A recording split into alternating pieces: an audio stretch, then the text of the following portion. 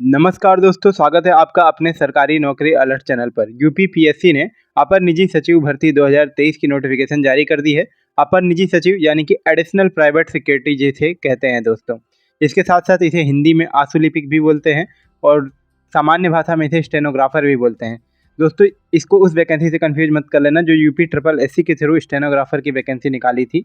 ये उससे डिफरेंट है, ये इससे अच्छे लेवल की वैकेंसी है। ठीक है दोस्तों, है तो ये भी स्टेनोग्राफर की, लेकिन ये उससे अच्छे लेवल की है। ठीक है, इसकी सैलरी आपकी 50,000 रुपये महीने होगी। ग्रेड ए या शायद बी की वैकेंसी है, वो अभी हम आगे देखेंगे। दोस्तों देख सकते हैं यहाँ पर 328 पोस्ट है टोटल, जिसके लिए आप अप्लाई कर सकते हैं।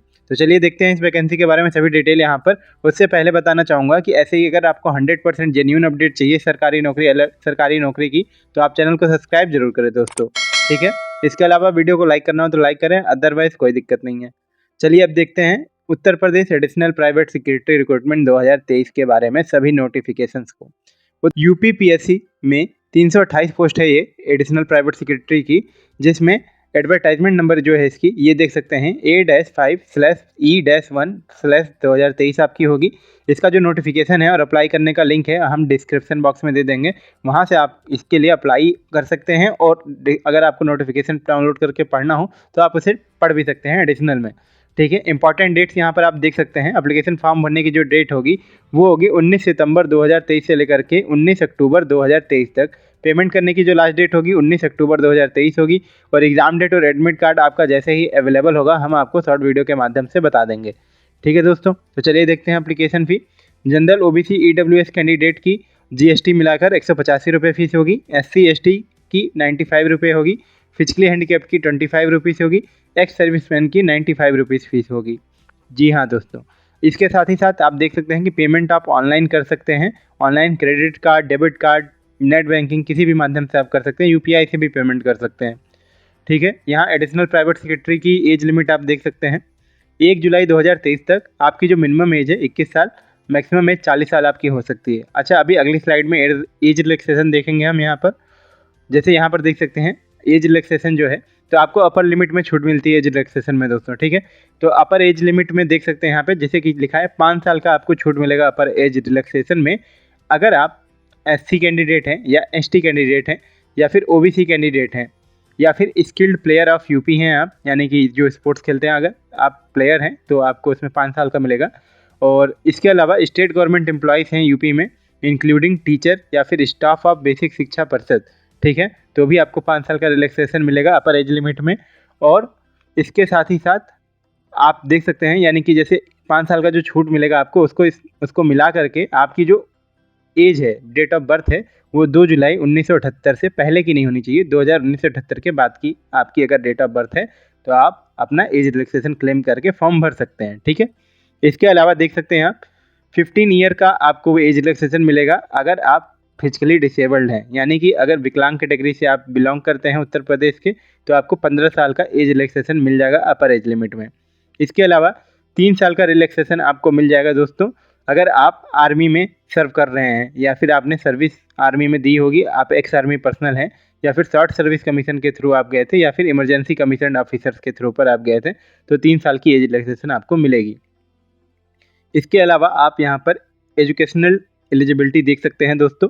जैसे कि देख सकते हैं additional private secretary Uttar Pradesh की, उत्तर प्रदेश सेक्रेटरीट में जो वैकेंसी यहाँ खाली हैं उसके लिए एलिजिबिलिटी डिटेल इस प्रकार है। आपके पास बैचलर डिग्री होना चाहिए किसी भी स्ट्रीम में, BA BSc BCom कुछ भी आपके पास, तो आप फॉर्म भर सकते हैं। इसके साथ ही साथ आपकी जो हिंदी शॉर्ट हैंड यानी कि स्टेनो की जो स्पीड होनी चाहिए वो 80 वर्ड पर मिनट होनी चाहिए। ठीक है, और यहाँ पर आप देख सकते हैं जो आप कंप्यूटर में टाइपिंग करेंगे जो भी आपने लिखा है, तो उसकी जो स्पीड है वह 25 वर्ड पर मिनट आपकी होनी चाहिए। ठीक है, इसके अलावा आपके पास CCC का सर्टिफिकेट भी होना चाहिए फॉर्म भरने के लिए। ठीक है दोस्तों, तो ये 3 एलिजिबिलिटी है। योग्यता ग्रेजुएशन पास हो, आपकी शॉर्ट हैंड की स्पीड 80 वर्ड पर मिनट हो, और हिंदी में शॉर्ट हैंड आपकी जो होगी उसमें आप कंप्यूटर पे जब टाइप करेंगे तो 25 वर्ड पर मिनट की आपकी स्पीड होनी चाहिए।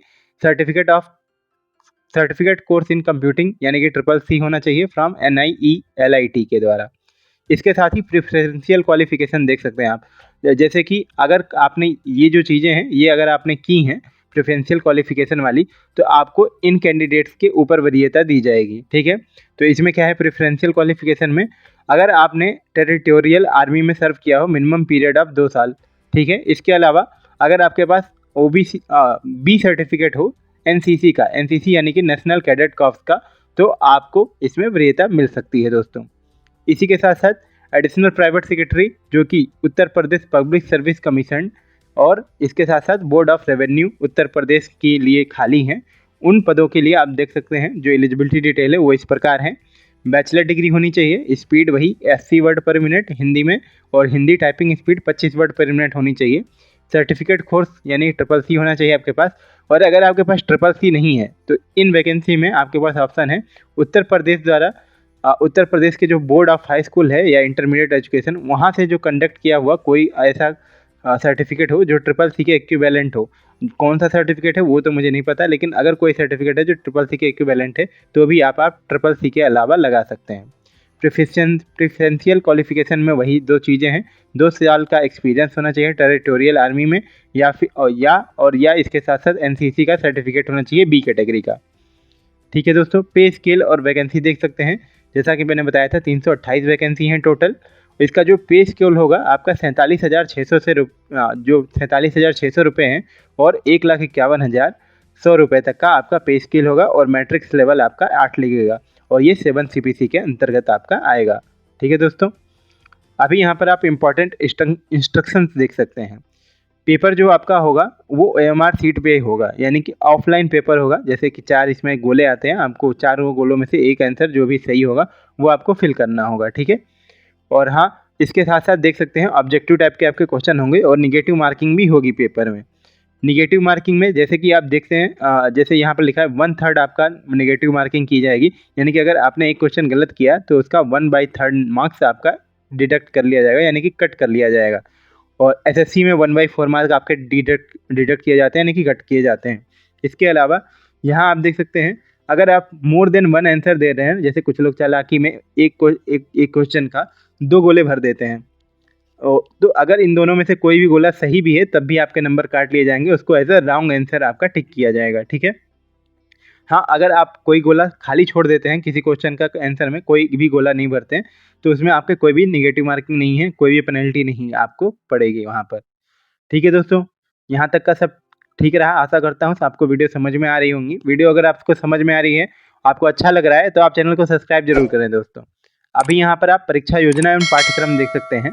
जैसे प्रथम चरण जो होगा आपका, इसमें आपका जो ऑब्जेक्टिव टाइप के क्वेश्चन होंगे और जो आपका फर्स्ट पेपर होगा ये कंडक्ट कराया जाएगा।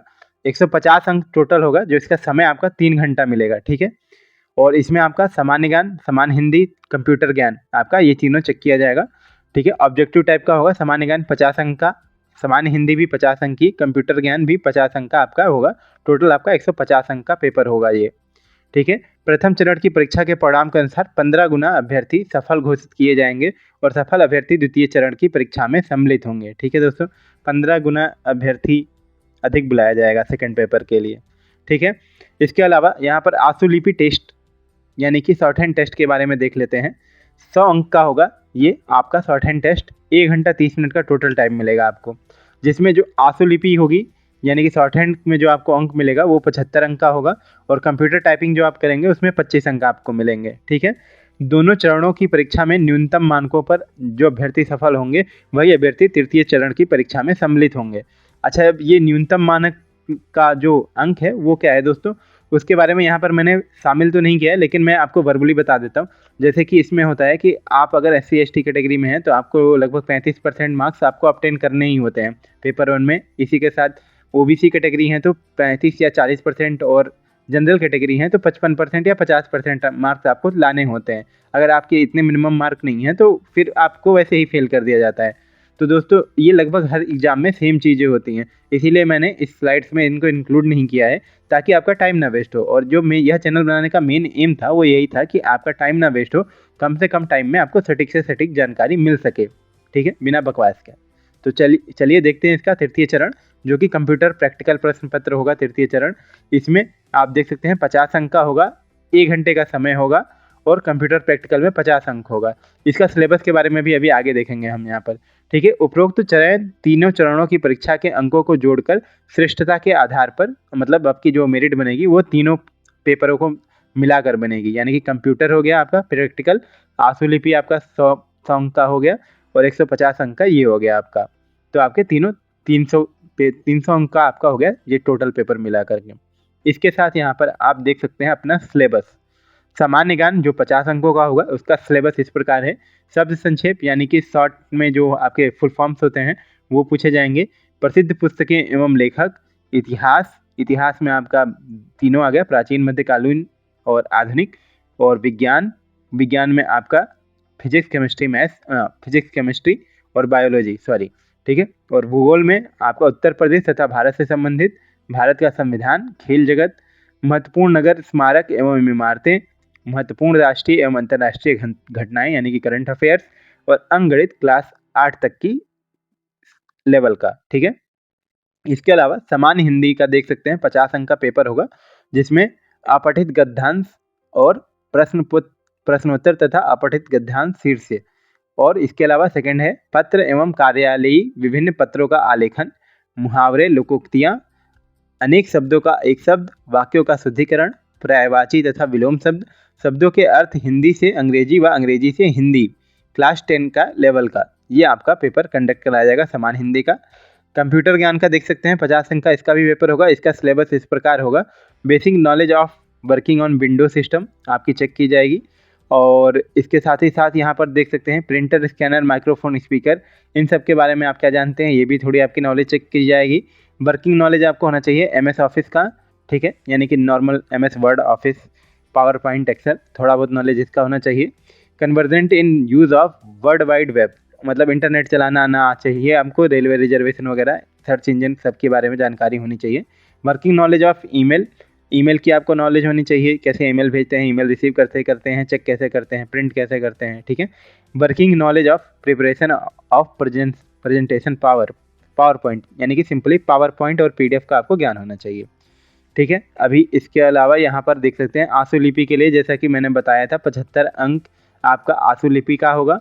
और इसमें आपको 80 शब्द प्रति मिनट से डिक्टेशन 5 मिनट का बोला जाएगा आपको, ठीक है। हिंदी का डिक्टेशन होगा 5 मिनट का, 80 वर्ड पर मिनट का स्पीड से आपको बोला जाएगा। और इसको लिखने के लिए आपको 60 मिनट मिलेंगे, ठीक है, कंप्यूटर पर टाइप करने के लिए।